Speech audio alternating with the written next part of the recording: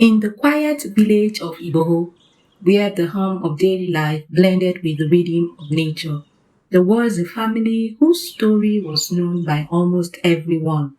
Yet, behind the smiles and the shared gossip, something darker was unfolding, something that would shape the lives of two sisters forever. Olivia and Tracy grew up in the same house, but their lives were completely different. Olivia was the daughter of Mr. Emmanuel, a widower who remarried a woman named Florence. Florence came into the marriage with her own daughter, Tracy, and from the very beginning, it was clear who her favorite child was. Florence treated Olivia like an outsider. She made her do most of the house chores, gave her own clothes to wear, and rarely gave her enough food. Tracy, on the other hand, was Florence's pride and joy. She wore the finest dresses, got all the love and attention, and never had to lift a finger.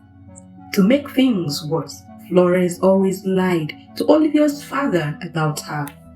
If Olivia made a mistake or tried to stand up for herself, Florence would twist the story and make her look bad. Mr. Emmanuel believed every word. Over time, he grew cold towards Olivia and treated her like a burden. When Olivia turned 18, Florence convinced Mr. Emmanuel to stop paying her school fees. She said Olivia was disobedient and lazy and doesn't deserve an education. Olivia was heartbroken. She cried and begged, but no one listened to her. She loved school, but now she had to drop out. She spent her days doing housework and running errands while Tracy continued with her studies in the university. But Olivia didn't let the situation break her. She found a small tailor shop in the neighborhood owned by a kind woman named Mama Nkechi. Mama Nkechi saw Olivia's potentials and began teaching her how to sew for free. Olivia worked hard and soon she became good at it. Sewing became an escape from the pain of her home life. Tracy, meanwhile, seemed to have everything. She went to the best university, she had new clothes every season, and spent her weekends at parties with her friends. Florence, her mother, would always brag about her to her friends. 3 years later, Olivia was still working at the tailoring shop. One day, while buying thread and materials at the market, she bumped into a young man named David. David was a 28-year-old man. He was kind, polite, and friendly, and soon they started talking. At first, Olivia didn't think much of their meeting because she felt David just wanted to flirt with her. But David's intention was pure, so he kept coming around to see her at the shop. He would visit her at the tailoring shop, help her carry things home, and even talk to Mama Nkechi about Olivia's progress. Slowly, Olivia started to trust him and they became very close. David saw something in Olivia that no one else had ever seen. He admired her strength, her kindness, and her determination to rise above her struggles.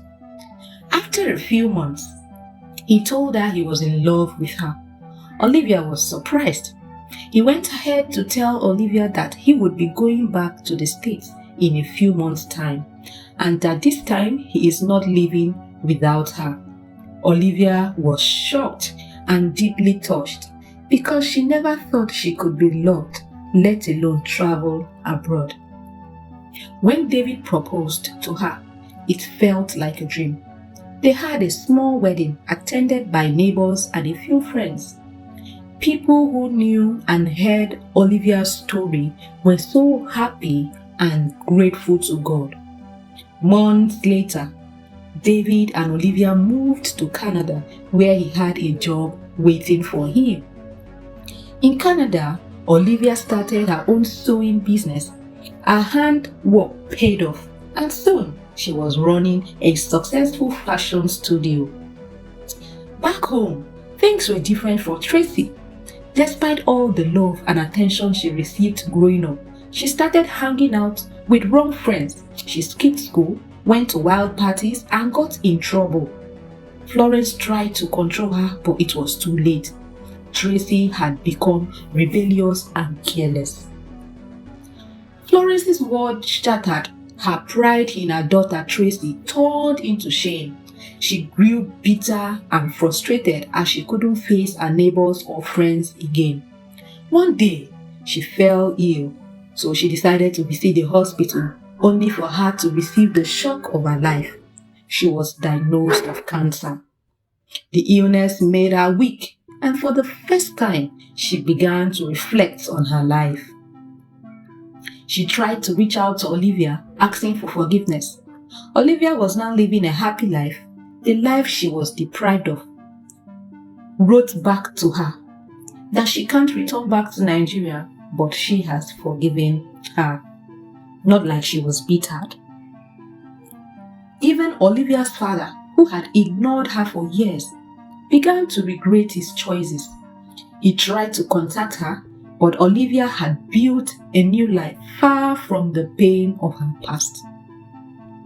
Florence spent her final days full of regret and sorrow.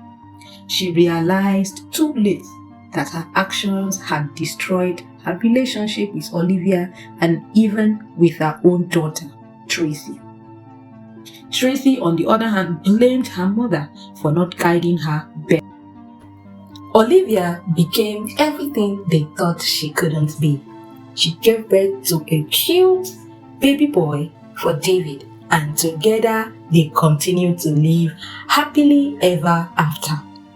In the end, it was clear. Sometimes love is not about what you give, but about how you nurture and guide it.